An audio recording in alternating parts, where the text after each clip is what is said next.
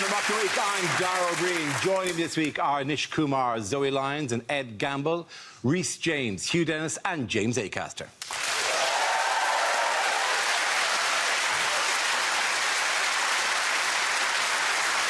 We start with a round call. If this is the answer, what is the question? On the board are 6 categories. Rhys, which category would you like? I will have politics, please. Politics. Very hot right now, politics. The answer is 8. What is the question? Is it, how many people does Diane Abbott think are in S Club 7? Is it, how many bottles of champagne did Theresa May pour down the sink on Thursday? Is it, how many days will Richard Hammond now have to spend renewing his car insurance? Is it, how old was I when my parents forgot to take me on holiday and I had to defend the house against some burglars? Really? How many burglars? And 2 of them. I had to booby-trap the whole place. And I'm not proud of this. I damn near killed them. Is it, what would the voting age have to be for Corbyn to have won the election? Is it how many people still think this whole Brexit thing was a good idea? Is it the number of times Jeremy Corbyn has shouted, "Now this is strong and stable for you," whilst grabbing his cock and balls?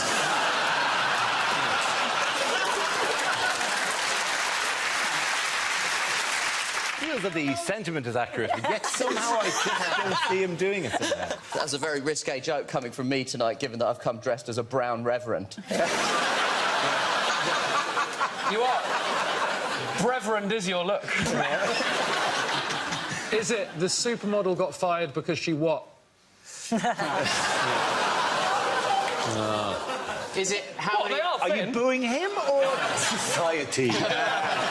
Is it an all-supermodel audience? Yes. No. You don't boo that, it's just called you all fat. He literally called you ugly. And he's not a reverend. He can't do... That's not God talking right there. Right? Beware the wrath of the chocolate vicar of Dibley. I thought it was only my family that said that. Is it, how many times an hour do I watch that gif of Jeremy Corbyn high-fiving a boob? Just I love it. Right, imagine what he would have done if he'd won. Is it, when I took my driving test, how many minors did I hit? Is that even the actual correct answer is? Yes. Yeah. How many days till the next election?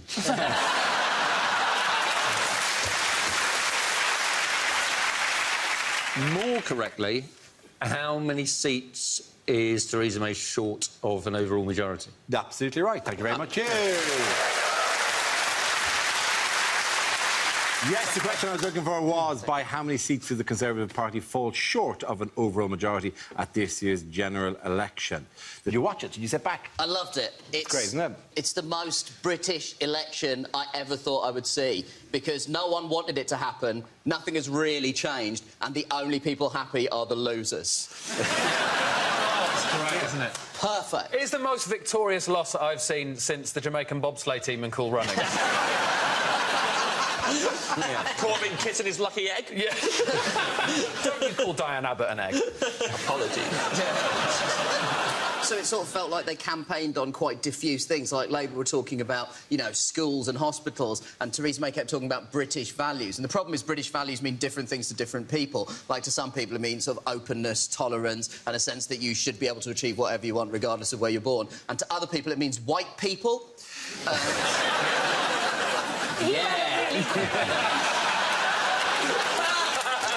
Well, thanks, Rhys, for coming in, for balancing off the panel, because we haven't had any just openly racist people on. And we do get a lot of criticism for being a bit lefty, you know, liberal and all that, so it's been useful to have you in. It's a pleasure to represent my people.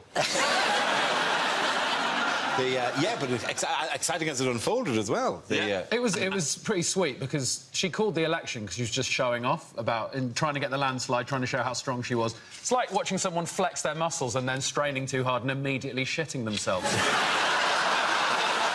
What's the difference between a podium and a plinth? Well, that is... That's a lectern. Yeah, Podium is the thing that you kind of... that stands on, isn't it? Well, a plinth is the thing a statue is on. You can place a podium on a plinth, but you can't place a plinth on a podium. That sounds like a tongue twister. This is the kind of Irish wisdom we can all look forward to.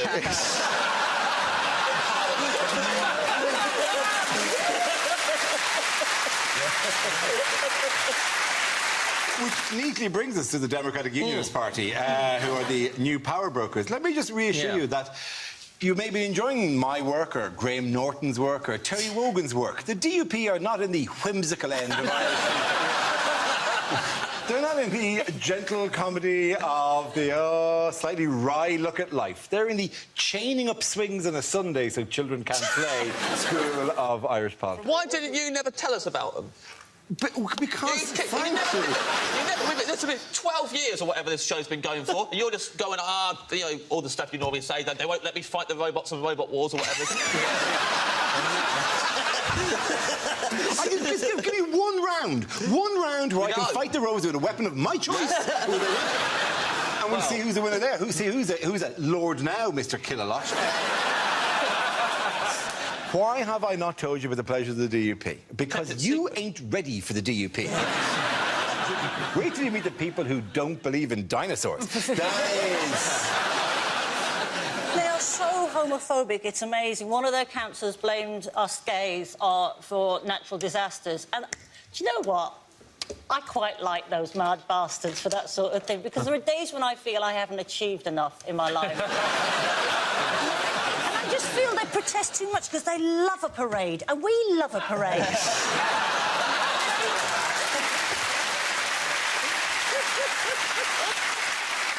One of them was on the council, and somebody applied to put an Oktoberfest, to hold an Oktoberfest, and he said that's fine, but then tried to ban beer.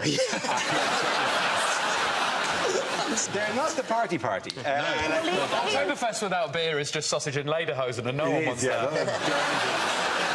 There's sort of constantly been an obsession with sort of what Labour might do, and even after the election there's been an obsession with Labour ministers having to U-turn because they supported Jeremy Corbyn. But surely the, you know, DUP thing is the biggest U-turn of all, to go with the other U-turns on social care and the fact that Theresa May campaigned for Remain and is now pushing for a Brexit so aggressive Pret a Manger is going to have to change its name to Lunch in it.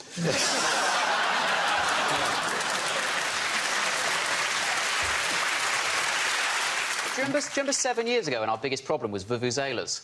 We were all like, oh, that's a bit annoying, that noise. Now we're like, turn it up, I can't listen to the news for one more second. It was an incredible election night, but what's going on here? Is it a bloke helping Elmo to do up his fly? Oh, my God, Elmo's turned Nazi. It's just a perfectly normal example of a fully grown man dressed as Elmo stood near a child's playground. It's perfectly fine, perfectly innocent, nothing's going on. It's just a classic fancy dress election. You got Elmo, a bouncer, Phil Mitchell, Cruella de Vil, and Woody Allen. Who else stood against Theresa May in Maidenhead? Lord Buckethead. Oh, well done, Lord Buckethead. Because presumably he's got a seat in the House of Lords. What's he doing there? It looks in that picture like they've hired someone to make Theresa May look more human.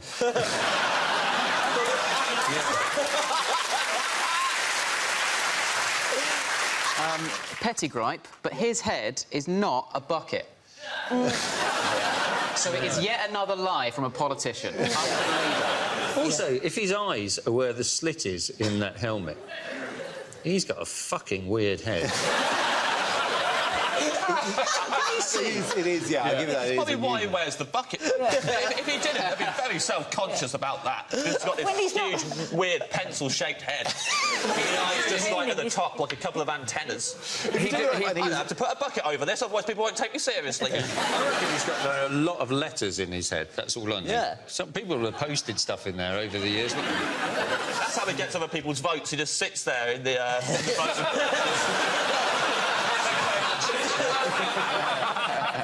Did that one just talk to me? It just shook its head, I swear to God. What was one of the main reasons for Labour's success in the election? They got more votes than everyone was expecting.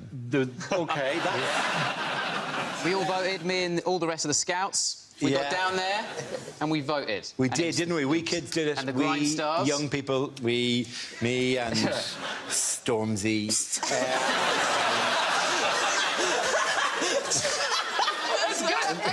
I'm waiting for somebody to go, it's Stormzy.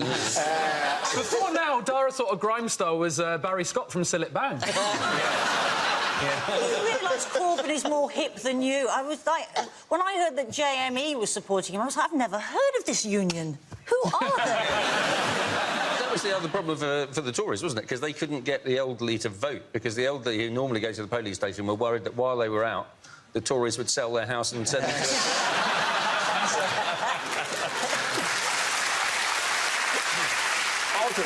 To a certain signal the death of traditional media for young people anyway. I mean, this dead people. This thing, this... What? I just got on this bloody show! Yeah, man, I don't even do this. I just do this to get on GIFs. That's the only thing.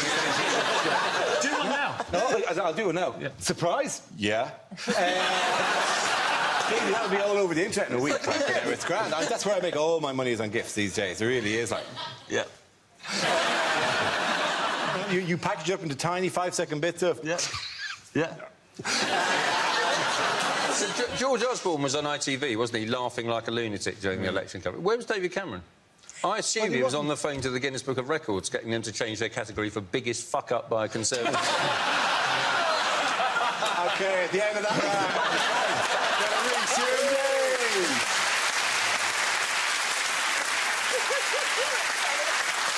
Now we play a round called Should I May or Should I Go? This game Class. involves Rhys and Nish, so if you could make your way to the performance area, please. This round is a stand-up challenge. I launched a wheel of news, and whoever chooses to stop, one of our performers must step forward and talk about that subject. OK, here we go. Let's spin the wheel. And the first subject is courage. Rhys. I'm a very courageous person. Like the other day, I was walking home from a night out and I got myself a kebab, even though I knew full well that back home I had run out of Gaviscon. Wow. We got a badass in the room at last.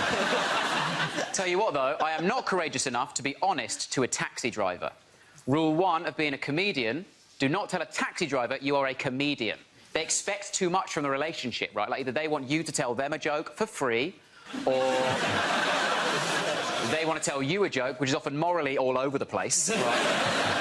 So you have to lie to them, right? But that's nerve-wracking. I was in a taxi the other day, and I freaked out. Right? My mind just went blank when I got in the taxi. I was there, I was nervous, like my palms are sweating, my knees are weak, my arms were heavy. It was very familiar. I was freaking out, honestly, because I knew he was going to ask that question. I knew he was going to say, what do you do for a living? I'm in the back of the taxi thinking, Rhys, don't panic. Just say the first thing that comes to your head. He turned around and goes, what do you do for a living, mate? And I went, taxi driver. I mean, say what you see. But he didn't speak to me for the rest of the journey, so I now do it every time. Thank you very much. OK, so that leaves Nish. Let's see what your topic is. Let's spin the wheel. The topic is race. I'll take this one, Rhys.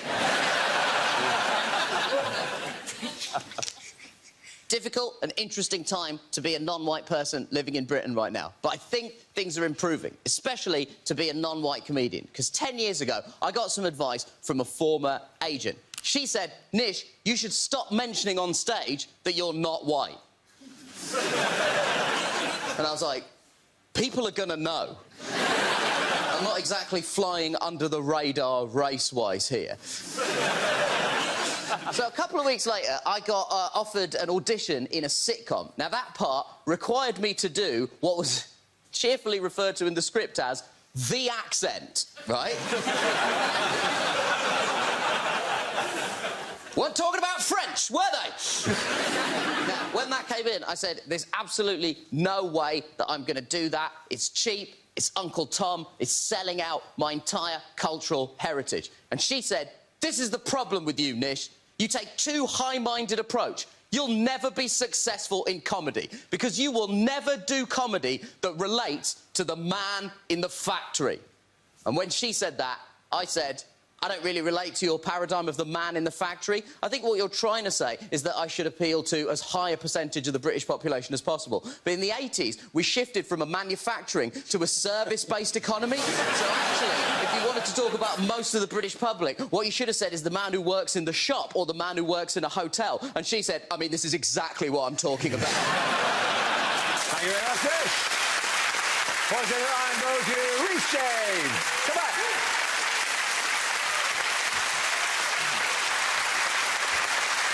Our next round is called Picture of the Week. I show the panel a topical image and ask them to tell me what's happening. So what's going on here? She's just moved into the White House, hasn't she? So he's probably saying, don't ever try and escape again. Is he saying, just smile for the cameras and as a little treat later, we won't have sex? Is she saying, where are my eyes? He's saying, so how long ago did you form Aerosmith? She's probably saying, can we just go around this grassy knoll one more time? And you know what it actually is? Melania Trump finally moved to Washington this week. Indeed she did. Thank you very much. Gamble, yes. Yes, there's a picture of Donald Trump and his wife Melania at the White House this week. Melania has finally joined her husband in the White House after spending the first 5 months of his presidency in New York. She looks very happy about it. Doesn't she? I think she's packed all her most important stuff, prized possession, her favourite pillow to scream into at night. You know that now she's moved into the White House, like all First Ladies take up a kind of a charitable cause and stuff is what they generally do. And hers is, before the election, she decided hers was going to be cyberbullying and social media. And you think, well, all she needs to do is just tell him to stop it.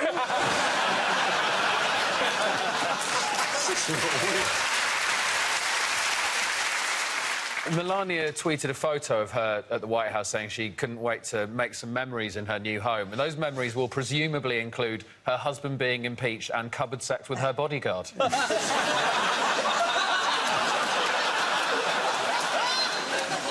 What has else been accused of this week? Lying, I guess. Yeah, well, isn't that's it? a general thing. Specific lies? So he's in this problem, isn't he? So James Comey, who was the head of the FBI, who we sacked for investigating his links with Russia. Yep. Now it's the cover-up he's being accused of, isn't it? It is, actually, lying. that he got rid of him in order to, you know... How tall is James Comey? 6'8". It is not the look you want in a spy, is it? American politics is so much more badass than British politics. They've got the ex-head of the FBI testifying against the president because the Russians might have rigged the election. We've got a man with his bucket on his head and a fish finger. But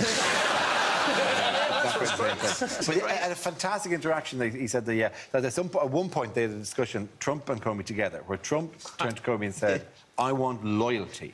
And Comey said he just stood there not saying anything, hoping that he could get out of this moment, and eventually had to say something and said, I can promise you honesty. And Trump said, yes, honest loyalty. What? That is like going to a lady going, I want sex. And she said, we can be friends. And you go, yes, sex friends.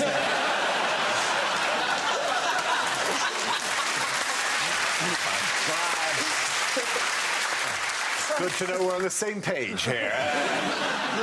It's like he's genuinely upset that Comey's talking about stuff, because they had a discussion in the Oval Office, and now Trump's going, he's a leaker. To be fair, though, most men Trump's age are leakers anyway, aren't they? Whether they want to be or not. Yeah, quite often he pays for it. Isn't calling him a leaker basically saying it is definitely true? Yes, it is. Shouldn't he be calling him a liar? Yeah, if someone accused me of murder and I went, well, someone's a chatterbox, aren't they?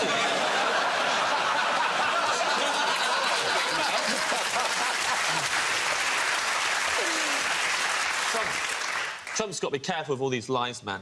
It gets you in trouble. Let me tell you a story, Dara. I'm always happy for James' story. A little boy named Pinocchio. He was a little wooden puppet who came to life because he was possessed by a demon. And he would go around and he would lie to everyone because of the devil. And then all the villagers, they put him on a bonfire and they burnt his soul to ash. And Trump should learn, you never trust a puppet. And we've all learnt an important lesson there. You fucking idiot. Do another one, another one. No, literally, no. I want to hear James's version of the Bible. The entire time. In the beginning.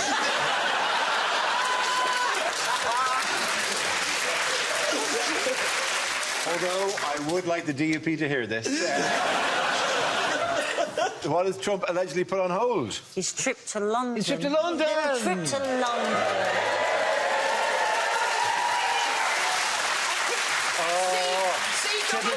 Typical liberal BBC audience. What were you worried about, mate? They're clapping you right now. Yeah. It's a bit sort of weird, isn't it? Is this the man who said he would take on ISIS is not coming because he's scared of a few Guardian readers with placards? He's made a huge mistake as well. He's named the new British ambassador from the US is called Woody Johnson, who is perhaps the most American-named man of all time. You may as well have just got the new ambassador is called Hamburger Gun. The name Woody Johnson is essentially penis. Yeah. Oh, double dick rolling into town. Oh, wait for double dick's running late again. Always keeps you waiting, does double dick. The most American man I've ever met was a man who was called Randy Yanker. Genuinely called Randy Yanker. People don't know this, but Hugh used to be a porn star. It was used to be. Yeah. It was huge, Dennis, wasn't that the... You're not wrong. This is a job for a huge Dennis. Right. Yeah. And Dennis is a slight misspelling. Yeah. What might be the next breakthrough in the field of artificial intelligence? What's happened is... Yes? Robots have been given self-doubt. They have. As proven by Theresa May's election campaign.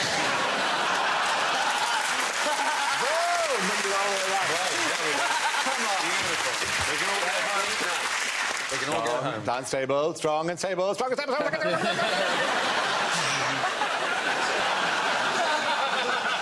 OK, at the end of that round, the points go to Ed, Zoe and Nish.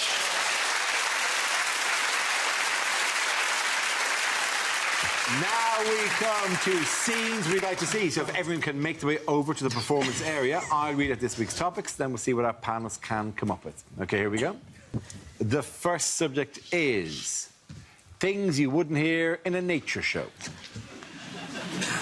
Well, that was a sticky moment. Last time I tickle a sperm whale.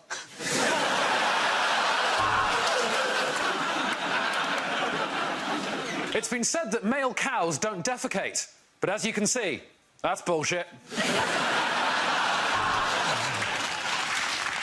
The best way to tell the difference between an Indian and an African elephant is that one of them is an elephant.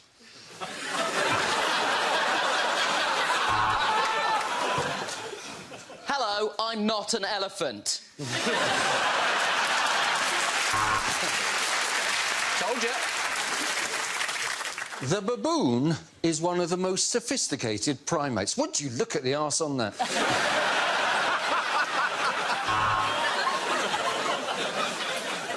And the reason why geese fly in a V formation is to act as chevrons for airplanes. Coming up, a couple of rhinos banging and some monkeys finger blasting each other on extremely blue planets. And what a magnificent scene. The monkey is lifting the lion cub towards the sun, and I'm being removed from the theatre for talking.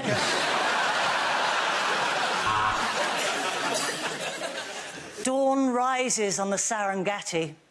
Dawn has no idea how she got there. The gibbon is widely considered to be the most frequent masturbator in the entire animal kingdom. We'll see about that. Hello, mates! I'm Daddy Dyer, and welcome to Britain's longest dogs. The camel can walk across the sand because of its toes, or, as scientists call them, fanny outlines.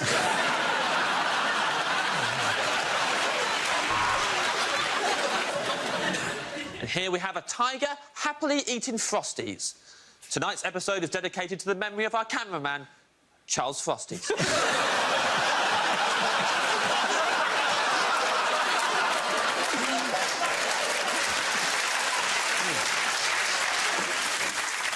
And here we see two majestic birds of prey, or nuns, as they're also called.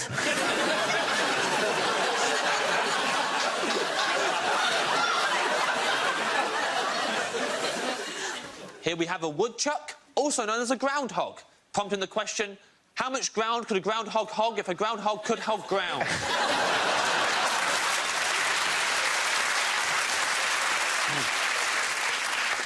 As the three lions circle the female, we ask, when will footballers learn that no means no?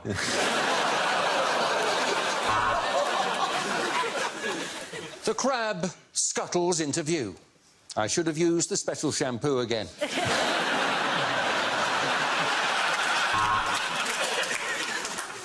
And today we'll be talking about one of the largest land mammals to ever walk the earth. Your mum. OK, the next topic is... unlikely challop lines. No, should have gone to Specsavers.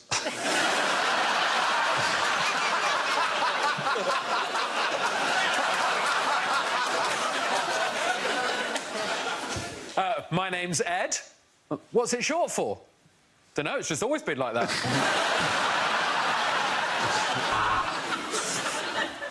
You had me at hello, which is why most of my friends think I'm a bit of a slag. Your father must have been a thief, and I'm going to catch him if it's the last thing I do. Your father's got a prison...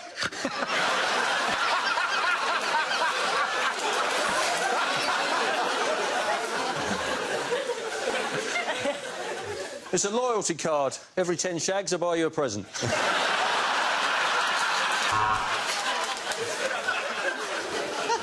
Hey, are you a parking ticket? Because I picked you up on the street and now I can't afford to pay you. Love is blind, and so am I. Now let me feel your face so I know you're not a munter.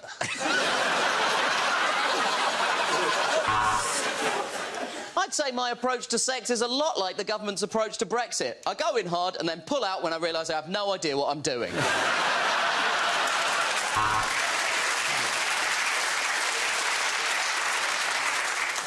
Oh, so when you sit there seductively licking your lips, that's sexy. But when I do it, I'm weird and should get off your lips.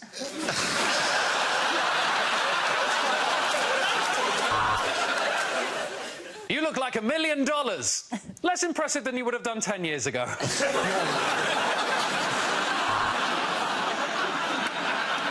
I like my men like I like women.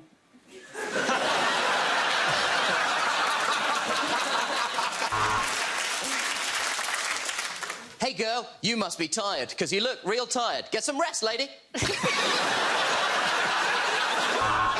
Well, I hope you're nothing like my ex-girlfriend. She was so demanding. Always asked me to text her when I got in. That's how small my penis is.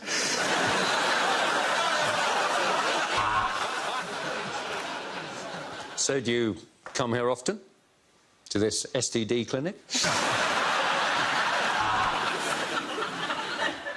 If I could rearrange the alphabet, I'd put you and I together, which is why I was fired from my job as an English teacher. Roses are red, violets are red, you are red, the sky is red, I'm bleeding in the eyes. You've got an arse that just won't quit, despite calling an election and losing a majority. You don't look like you did through the binoculars.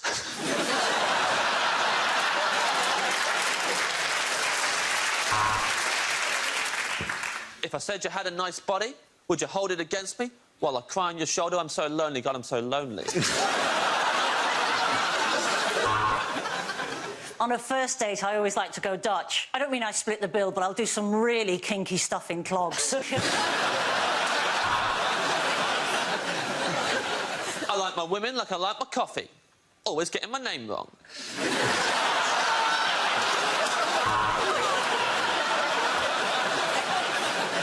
If you were on an Indian menu, you would have 3 chilies next to you, because you make me shit myself. At the end of that round, the point is going to Ed, Zoe and Nish.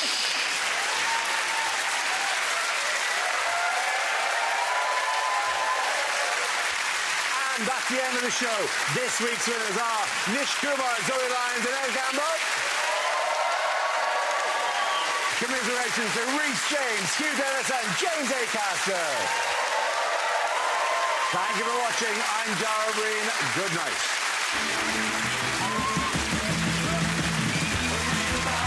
Following the general election, they've got loads of new material. Join BBC Radio 4 tomorrow on The Drive Home. Dead Ringers is at 6:30. But next, it's Newsnight.